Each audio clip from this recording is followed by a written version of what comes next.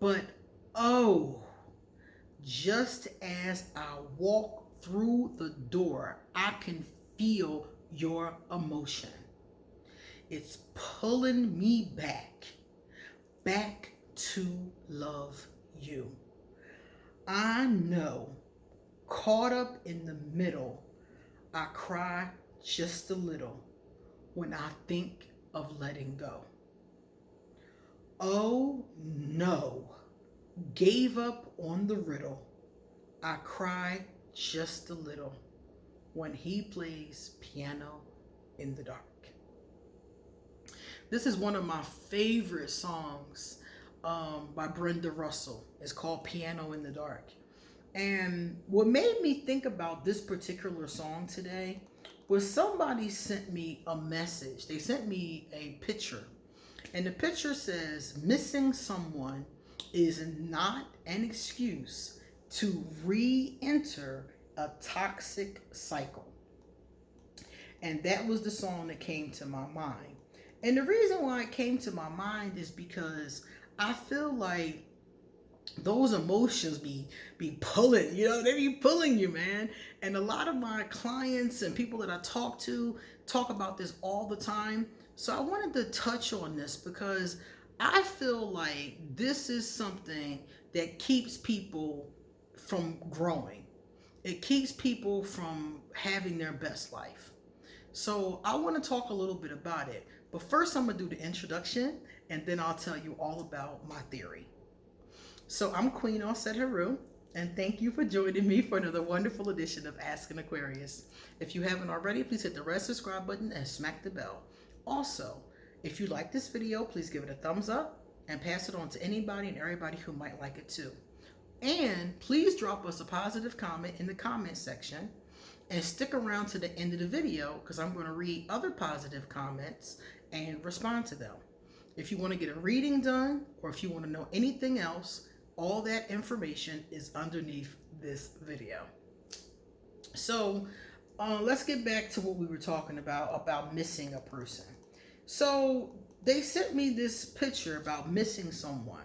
So what ends up happening is 9 times out of 10, you're in a toxic cycle with a person, okay? It could be a friend, it could be a lover, it could be a family member. And because people are multifaceted, sometimes you will miss this person. I have a client who has an ex. The ex is a really bad person, emotionally abusive, liar, very negative. And my client, every so often, misses this person. So my client she said, why do I miss this person? And I said, because you got to remember, everything wasn't bad. If you're with somebody, even if they're an awful person, you have good moments. With most abusers, they make sure to give you good moments to keep you coming back.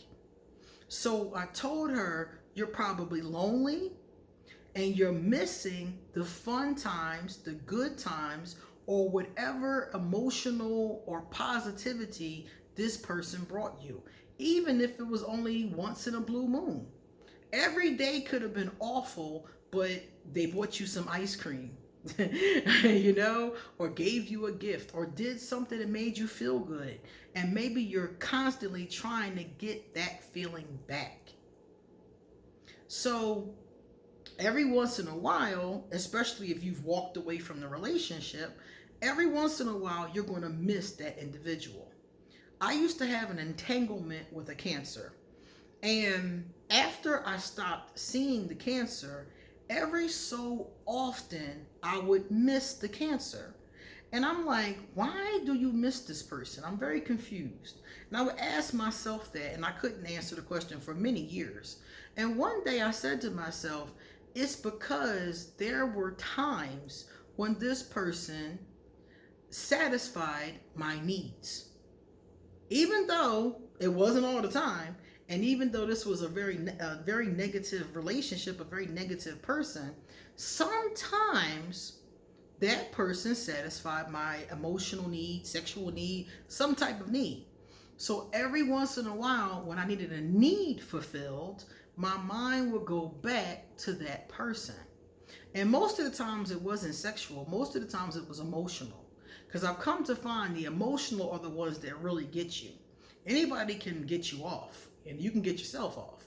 But that emotional, that person was there for you when you were hurting, or that person was there for you when you were confused. Those times are the ones your mind will go back to the next time you're hurting or the next time you're confused. And you will mistake it with missing them, but really what you're missing is having your need met. So the smart thing to do is to find a new person, or the better thing to do, find ways to meet your own damn needs, which is what I did. So this is one of the things I thought about when I saw this, because a lot of times what happens is it takes you back to that same toxic cycle, and you end up having to leave them again, over and over again. But this is the problem. Every time you let them drag you back, and I know this for myself, every time I let the Cancer drag me back into the toxic relationship, or I willingly walked back into the toxic relationship, I set myself back, because I had spent all this time healing myself, building myself back up, dealing with the wounds and the hurts and the thises and the that's from that fucked up relationship. And then I would be gone for a long amount of time, make great progress on myself, feel a needs to be met, go back to that toxic energy to get that need met, get the need met sometimes not, and then the toxicity starts right back up, and now I gotta go through the process of detaching and getting away from this person all over again. So I always tell people, don't go back. Never, ever, ever, ever go back. Once you escape, keep it moving.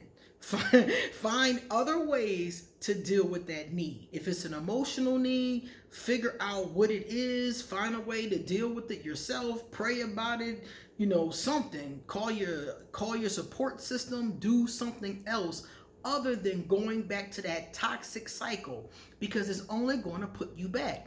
I'll tell you, the last time I talked to that person, it took me right back. It didn't take me back in the sense that all the work I had done was, unravel, but it took me back to the hurt. I was upset, angry, wanted to kill him, hurt, angry, depressed, all over again.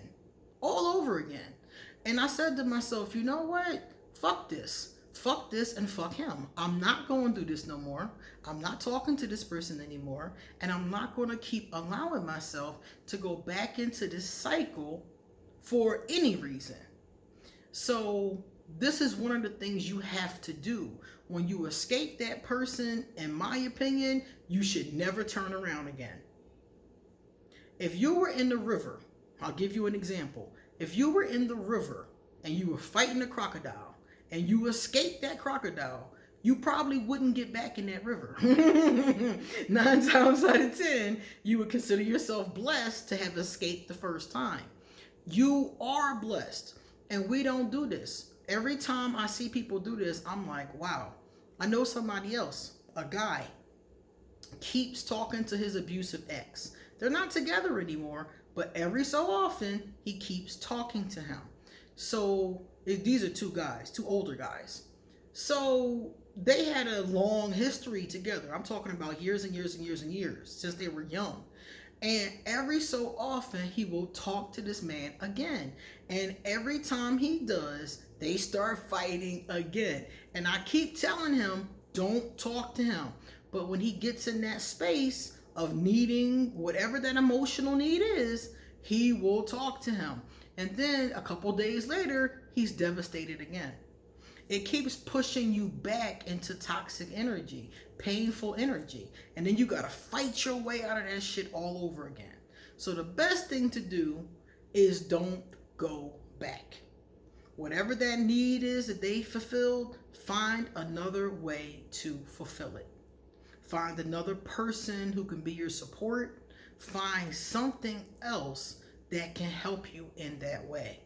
Because all you're doing is harming yourself. You're putting yourself in harm's way. You're putting yourself back in that crocodile infested water over and over again. And if the person is truly toxic, 9 times out of 10, they might not even care about you. In my situation, that person doesn't even care about me. Never did. But they pretended well enough that it fit my need. That's all I needed. All I needed was that person to pretend well enough to fill in that need. So now you're coming back to a toxic individual who doesn't care about you, or not enough to really be of benefit to you, or they're abusive and they care about you but they're still abusive. That's a real conundrum, you know? But you're putting yourself in that toxic energy over and over again. So I definitely suggest, if you're in that cycle, don't do that to yourself. It's an awful thing to do to yourself, you know? I have another ex, a Taurus, and oh man, that Taurus, the relationship wasn't one that I wanted. I would never go back to the Taurus. This is what makes her actually very useful to me. I would never go back to her. And all the time, I allow myself to mentally go back, you know, in my mind about the good times, you know. But because I know I won't go back, it really, for me, it makes it a little bit. It makes it a little bit different, because I already know ain't nothing happening. So that makes it really different for me. But I just allow myself. I used to call her Athena, after the goddess Athena. So I just allow myself to constantly remember, okay, this might feel good for a moment, you know, but then this is how I know I won't go back to this person, because it only feels good for a moment, and then we're right back in trouble again. But as platonic friends, or friendly, because I don't see her much, but as platonically friendly, we do well. So it's one of those things. All right, so I picked out this particular song to end this with because I really like this one. But I'll never stop dreaming of you every night of my life. No way. I would do anything for love. Oh, I would do anything for love. I would do anything for love, but I won't do that. No, I won't do that. And what is that? I ain't coming back. Not no more. I spent a long time being a revolving door Aquarius until I realized what role this plays in that toxic cycle. All right, let's check out some positive comments. Siberia Swan, hello. Siberia Swan said, I've been craving your advice lately, Queen. Thank you. This came at the best time. 2021 for me has been about eliminating unnecessary stress and anxiety from my life and taking control. That's what's up. Thank you for every bit of this. That's what's up. You're welcome. That's what's up. I like to hear that. Karen Parker. Hello, Karen Parker. Karen Parker said, Team Aquarius. I miss my fellow Aquarius. What's up, babe? What's up, Karen?